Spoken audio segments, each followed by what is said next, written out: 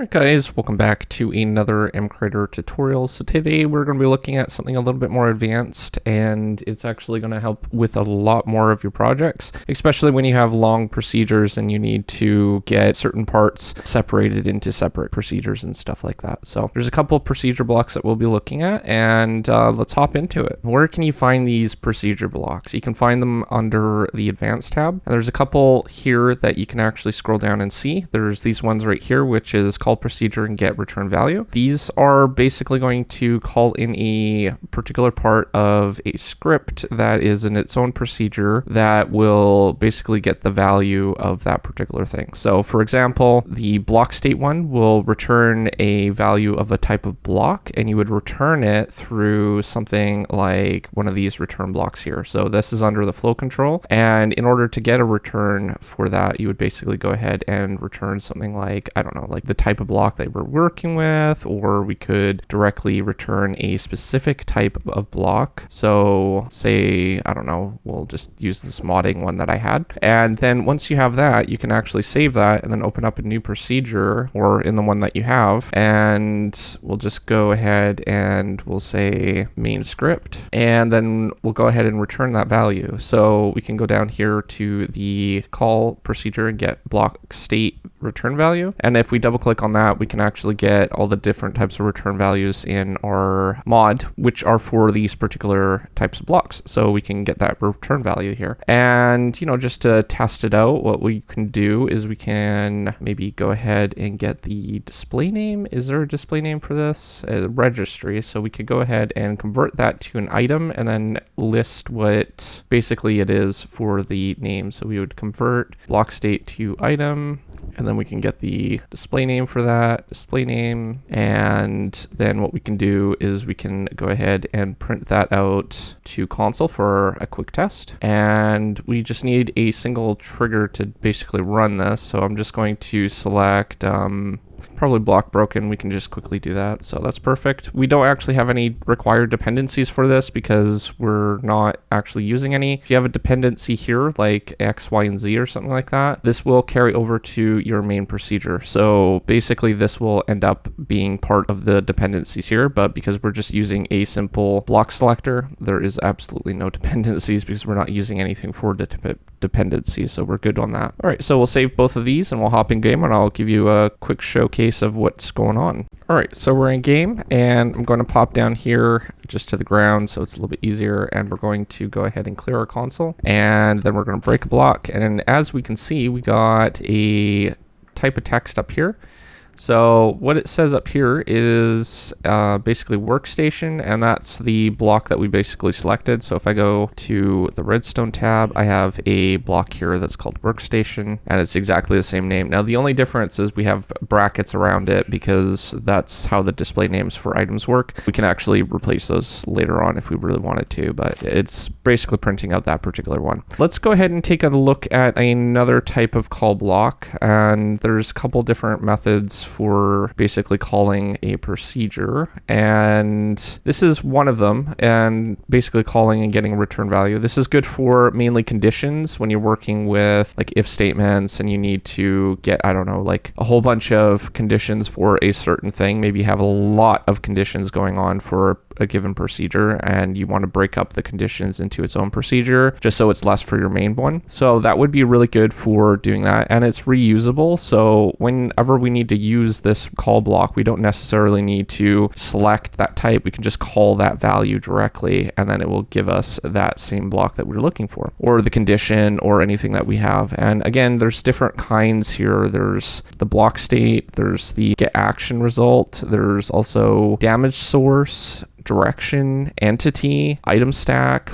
and then your basic variable types, which are logic, number, and strings. So you have all those different ones here that you can actually use. And there are a few other call blocks up here. There is, well, basically this is the same thing. It's just this one down here is a little bit customized. So we have the call block here, and this one is actually good for calling very specific types of events. So basically, when you're working with something inside of an if statement, the get return value, this would be good for the condition, but this is actually good for the event itself. So you can actually call a certain event through this. So we can actually demonstrate this quite easily through some script. We can just plop it down there actually. Let's go ahead and grab a script here. We're going to spawn, or we could add an item to the player's inventory. So we'll go down here and we'll go add to inventory, event entity, and then what we're going to do is we're just going to give a single diamond to the player, and we'll save that. And then we can go in here and we can actually go ahead and we'll worry about the dependencies in just a second, but we could actually select the get value. And as you can see, we have a dependency now over on this side. We have one saying entity. Now, if we wanted to go ahead and create a custom dependency, say we wanted to customize this rather than have it basically go ahead and be a diamond every time, what we could do is we could go ahead and set a dependency down here, which is a item stack one, and we'll just go item, and we can plop that into this space here. And now you can see that there is a item dependency for this particular trigger, and we could also customize the amount too if we want to. So we'll scroll down and grab a number dependency, and we'll call this amount. And now we have two dependencies. We have one item stack and we have one number value. So when we go ahead and call this from here, we're going to need to have two dependencies to basically fill this up. So I'm going to save this first. We'll save that and we'll delete this block, then place it down. You can see now that there's dependencies for this particular block. So we need to match those names. So item, and that's going to be where we put our item stack. And then we have amount, which is where we're going to set our amount of items that we're going to be giving. So I'm going to say maybe 2 items here. And then what we can do is we can select what item that we want to drop. So again, I think I'm going to go with diamonds for this one. So basically what's going to happen is it's going to get that procedure. It's going to use the item dependency. We're selecting the item to tell the procedure that we're calling to use this item. And then we're also telling the procedure that we want this amount for the dependency. And then this will basically run and then the event will happen. So that will happen every time that we break a block in the world. So let's go ahead and try this out. So we're in game and let's go ahead and quickly break something. We got 2 diamonds right there. We're going to just keep breaking random blocks, and we can see that we can get tons of different items from all this. So again, this is completely through dependencies. So we're going to basically be getting diamonds through a particular thing. We're just adding it to the player's inventory every time we break a block. So that's pretty cool.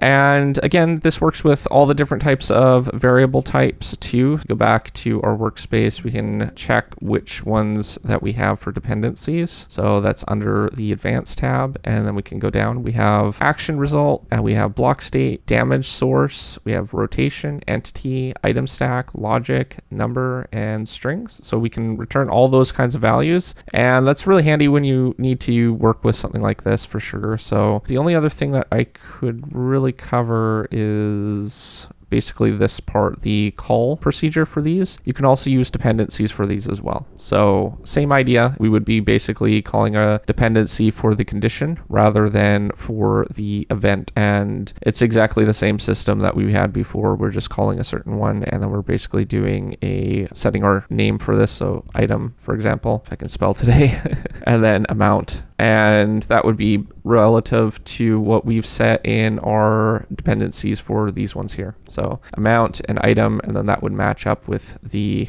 name for the thing up here. So hopefully you guys found this tutorial helpful, and hopefully this will make your procedures a little bit more compact and also help with things that constantly repeat. And this is really good for compacting things down, as you can see here, rather than have to run a specific script like multiple times and make multiple procedures for it. You can basically just set a dependency like this, and you can update very specific parts of that procedure and then have it run directly without needing to copy it every time. So hopefully this helps. And if you're new to my channel, don't forget to subscribe, comment down below, rate the video, and I will see you guys in the next one. Thanks for watching. Peace out.